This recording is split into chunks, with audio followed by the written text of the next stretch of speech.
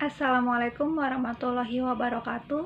Perkenalkan, nama saya Anisatul Istiqomah Rifai dengan NIM 17.10117. Di sini saya akan menjelaskan tentang perencanaan pembangunan nasional yang saya ambil dari sumber yakni Yohana Dwi Hinggisari, Sylvia Septika, dan Indira Bestari. Yang pertama, perencanaan itu apa sih? Perencanaan menurut Cokro Amijojo dalam arti luas ialah suatu proses penyusunan secara sistematis kegiatan-kegiatan yang akan dilakukan untuk mencapai suatu tujuan tertentu. Perencanaan telah diatur dalam Undang-Undang Nomor 25 Tahun 2004 tentang Sistem Perencanaan Pembangunan Nasional atau SPPN, yakni merupakan suatu proses mengambil tindakan yang tepat melalui urutan pilihan dengan memanfaatkan sumber daya yang ada. Perencanaan pembangunan nasional sendiri disusun secara yang pertama ada sistematis, yang kedua ada terarah, yang ketiga terpadu, keempat menyeluruh, dan yang kelima tanggap terhadap perubahan.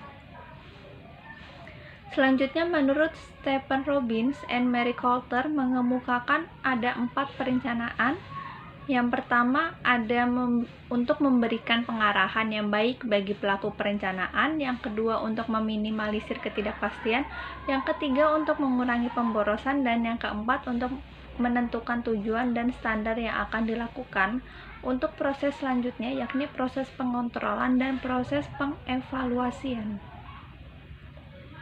Selanjutnya, pembangunan nasional itu apa sih? Pembangunan nasional ialah upaya yang dihasilkan oleh semua komponen bangsa untuk tujuan bernegara.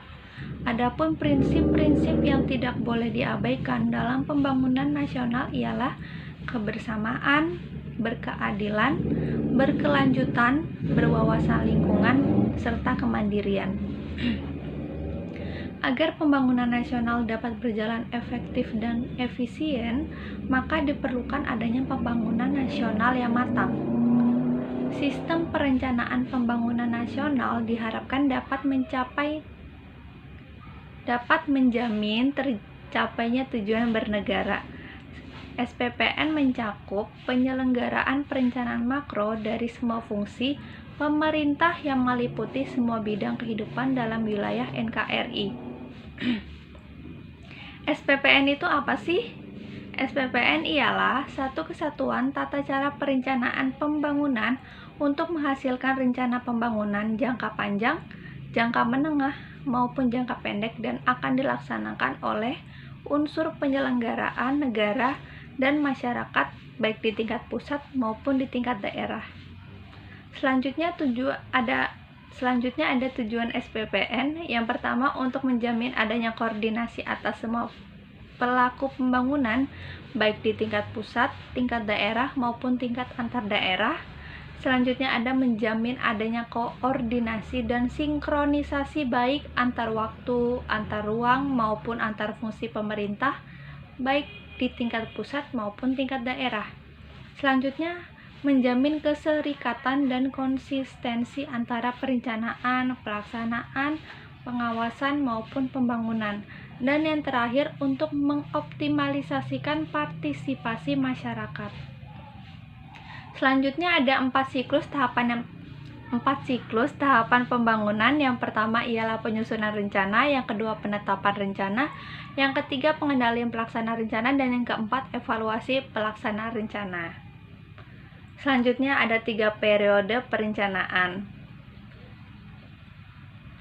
Yang pertama itu rencana pembangunan jangka panjang atau RPJP dengan periode jangka waktu 20 tahun. Perencanaan ini membuat penjabaran dari tujuan terbentuknya pemerintah negara yang tercantum dalam pembukaan Undang-Undang Dasar Republik Indonesia 1945 dalam visi, misi, dan arah pembangunan nasional. Yang kedua ialah rencana pembangunan jangka menengah atau RPJM dengan periode jangka waktu 5 tahun.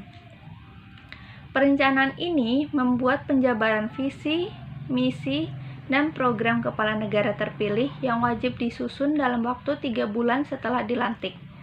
Yang terakhir ialah rencana kerja pemerintahan atau RKP dengan periode jangka tahunan. Perencanaan yang meliputi periode 1 tahun atau biasa disebut dengan rencana kerja pemerintah dan merupakan penjabaran dari RPJM nasional atau yang biasa disebut dengan rencana pembangunan jangka menengah. Ya, mungkin itu saja yang bisa saya sampaikan dan jelaskan, kurang lebihnya mohon maaf. Wassalamualaikum warahmatullahi wabarakatuh.